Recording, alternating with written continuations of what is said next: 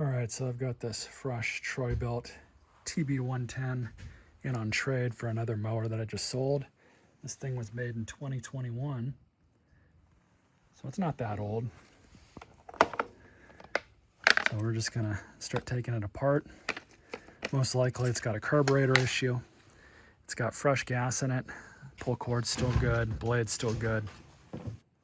So the first thing we'll do is pull off the whole recoil.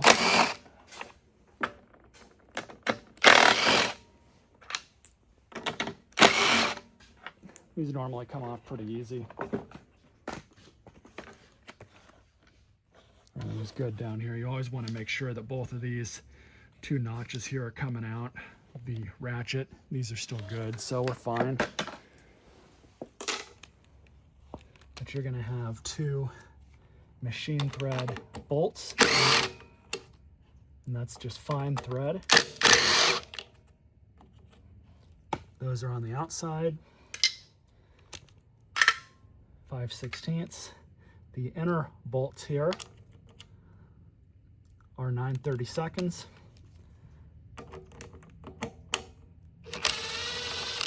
These are self-tappers. And going back in, you don't want to use something like an impact, or else you will risk stripping those out, because that's what they look like. So we'll just pull this off, just like that. Now, don't really have to, but I'm going to install this onto the fuel line. But at this point, we are going to remove the gas tank with the carburetor, and I'll take a picture of this for you guys so I can pause the video there.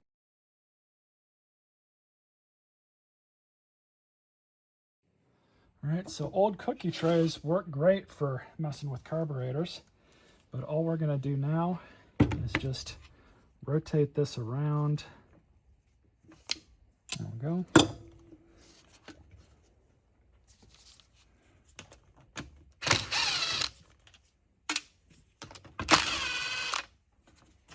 And again, self-tappers, so you want to use a regular ratchet to get those bolts back on. It's not bad. Looks like we got some water intrusion. All these bubbles you see here. So we're gonna have to, unfortunately, drain this whole tank. And what I'll end up doing is salvaging this gas. Be right back. Got to get a container. All right, so I got a container. What I'm going to do now is just pull off. I'm just going to pull off this fuel hose from the bottom of the carb. There we go. And here's the fun part.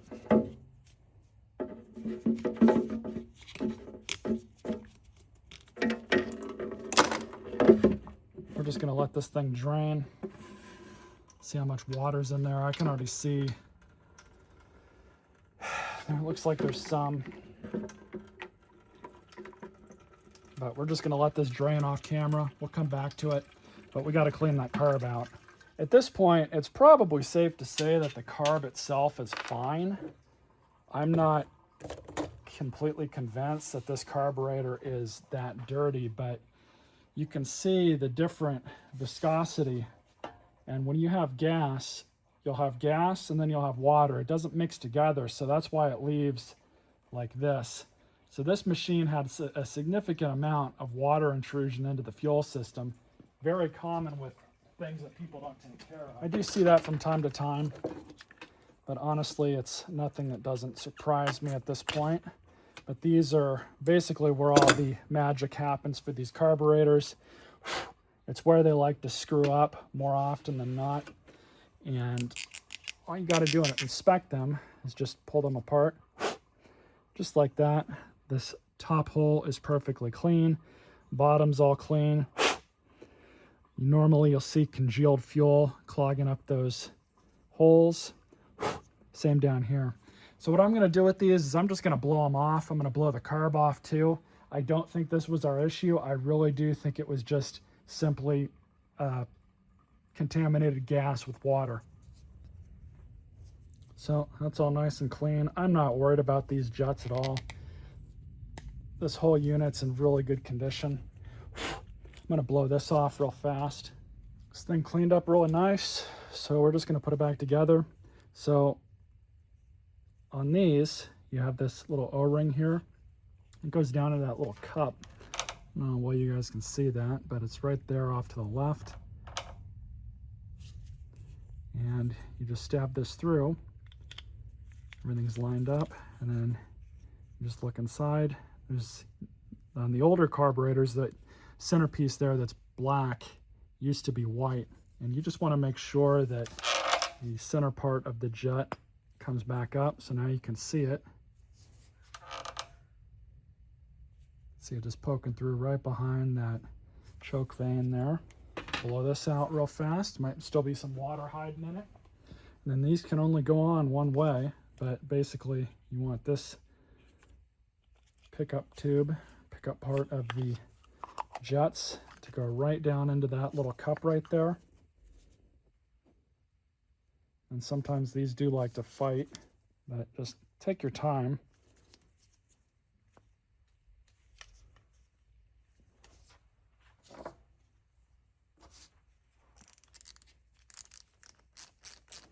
And then I just like to go back on by hand with these.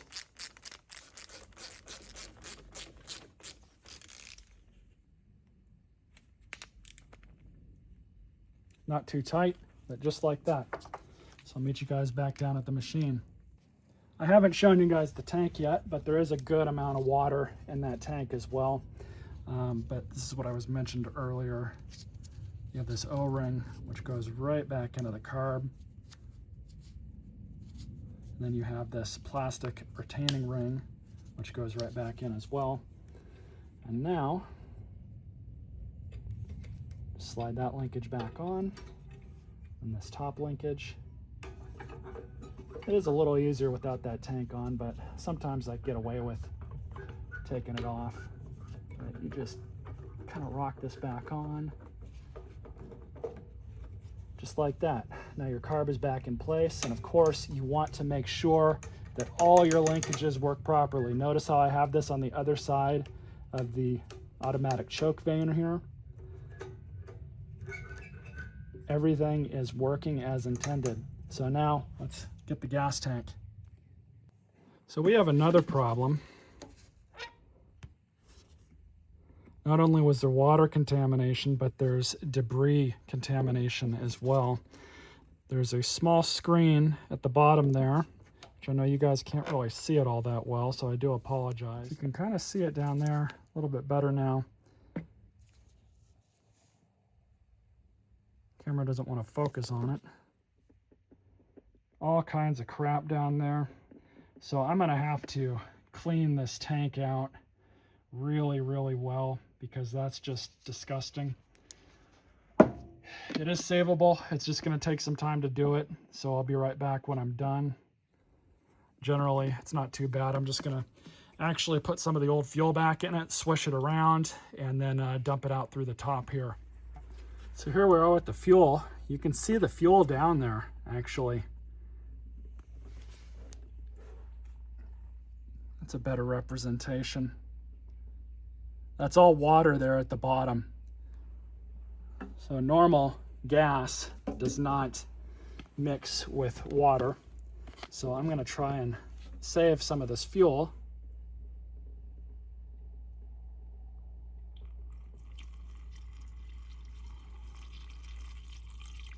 Because the water is heavier than gas, a lot of the time you can just get lucky.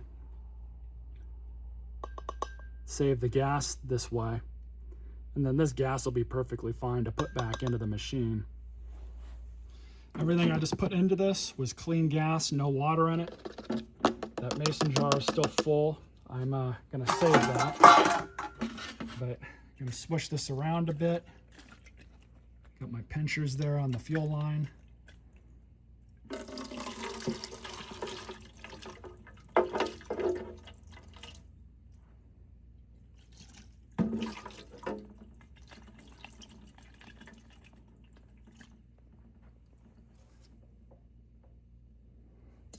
That definitely cleaned off the screen.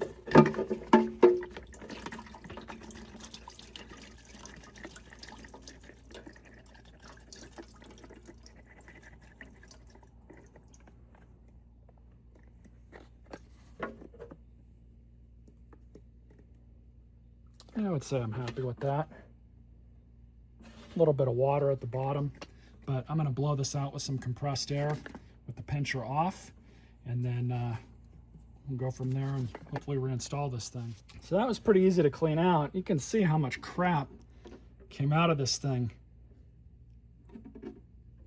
That's just poor maintenance practices. That's all that is. But everything's cleaned out now. I'm happy with this tank. I just blew the hell out of it with the air compressor. So I'll meet you guys back at the machine. Okay, so we're just gonna slip this back on, just like that.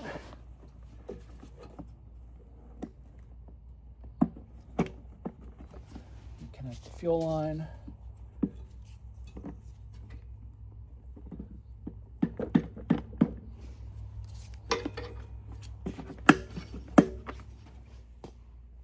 That's it. So now I just have to put all the hardware back into the air hat. We'll put some of that cleaned up gas into it, see what it does. All right, so reinstalling this thing. This gasket's still here. Normally these don't come off, but you do have your PCV hose that's got to go back on, and these two nubs that go right back into here. So all you do, you just stick this back on, line it back up, and then reattach that hose right where it's supposed to be. And then these are perfectly fine to go back on with an impact. You're not going to hurt anything. But these, on the other hand, you want to go back by hand with these. And that's simply just because you're going back into plastic threads.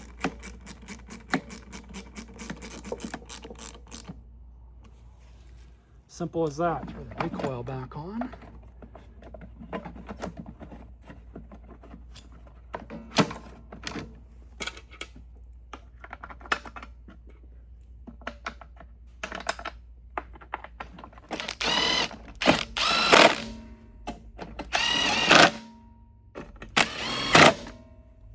And then for now, I'm just going to leave the air filter and the top part of the airbox off.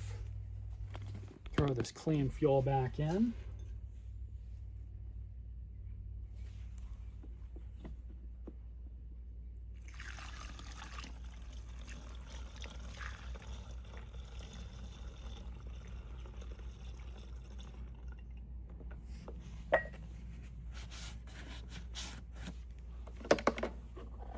Here, check the oil. I'm a little worried because there's some fogginess in the oil. Generally, that means that there's water intrusion.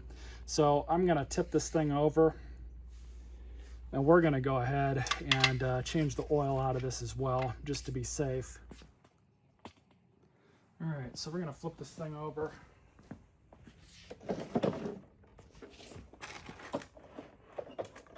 Oh yeah, that's water intrusion.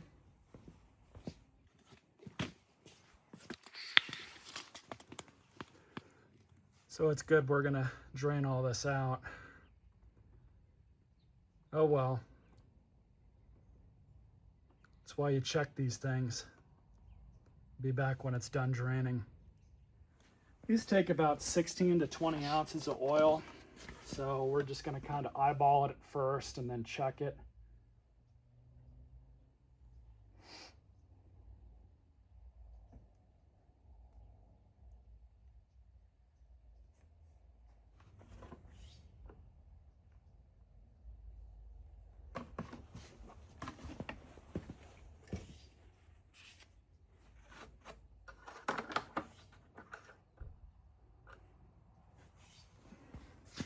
Perfect. So let's get it outside and see how it runs. All right, I've not done anything to it other than top off the gas tank with the clean gas. We'll see what happens.